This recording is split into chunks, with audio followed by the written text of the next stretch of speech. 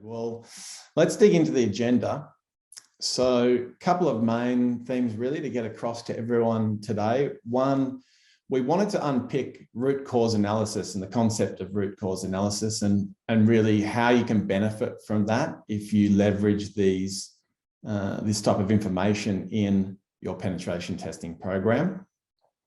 And then as an adjunct to that, really, how do you best leverage your testing program as well? So I'll dig into that in a bit of detail. But we've got some examples for you, which we'll cover in a little while. And hey, presto, you're in. So it's all of these habits with the passwords. And then there's other elements to consider too, where you've got password vaults now that have evolved and are fantastic for being able to allow users to create individualized passwords. So where do they fit in the picture? Can you use them? What risks does that bring? So there's these considerations, and then obviously the ultimate game, which is to have a centralized area for all of your applications with single sign-on, so that you only have to log in once. These are the types of things that the world's moving towards there, which if you take a top-down approach, that's what you're going to come up with these plans to build a really resilient environment from an access control standpoint, and avoid these type of findings. So the next one, we were debating whether to leave this out, weren't we, Mel? Yeah. It seems almost, I don't know, too often found, too talked about. But I guess we decided to keep it in because, unfortunately, I'm not exaggerating when I say this finding is in every single pen test that we do. Maybe it's not the operating system, but if it's not the operating system, it's some application, usually a Microsoft application.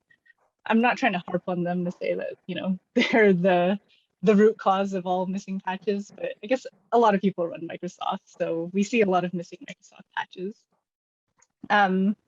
Even just, the other day, one of our pen tests, we used Bluekeep to get into the system. And if you look at that, that was from 2019. So that patch has been missing for a while. But yeah, the recommendation with this, it's fairly straightforward, right? Just patch the system. Also audit your other hosts to make sure they're all up to date as well. And then with the root cause, I think what's interesting here is it's not usually that anyone's missing a patch management process. Like everyone knows that they have to patch.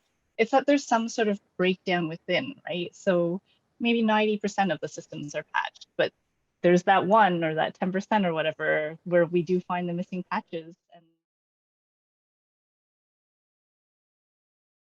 in the Q&A, what compensated controls for EOL? So hopefully we've kind of covered that, but the reality is you can't, a lot of people just go, oh, I'm going to move that in 3 months or a year, or I can't move it. And so that's their excuse. And they kind of feel good that they've justified that that's why they didn't patch it. But like the attacker doesn't care, that they're going to leverage that. So you absolutely need to prioritize compensating controls. You need to focus on that hard to really understand if it just has to be there, which these are sometimes the case, that we don't live in a perfect world, that it is those things like isolation of the host. It's other compensating controls like having your SOC monitor that one heavily, right? Running agents on it so you get deep visibility into what's happening on the host. Is it being compromised? Are people trying to mess with it? So there are definitely a lot of things that you need to do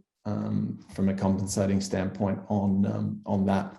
But look, these were just our 3 kind of examples that we wanted to not sort of boil the ocean with, but give you an example that really, if you look at these 3 common issues, if you focus just on the initial recommendation or the fix, yeah, you're going to improve your environment temporarily. You need to do that. There's no, like, we're not saying you shouldn't do that, but what's more important, what's more critical is getting to the heart of the problem and dealing with the root cause. So that's where we've tried to really focus as a company, is putting a lot of our effort into root cause, because we want to see our customers improve year on year, month on month. And we know that the best way to do that is through addressing this. So Now I just wanted to share a couple of slides with you just around, I suppose, how you can leverage your testing program. You know, as I said, most companies are doing something annually, right? They've got testing in the budget, but there's different things that we can do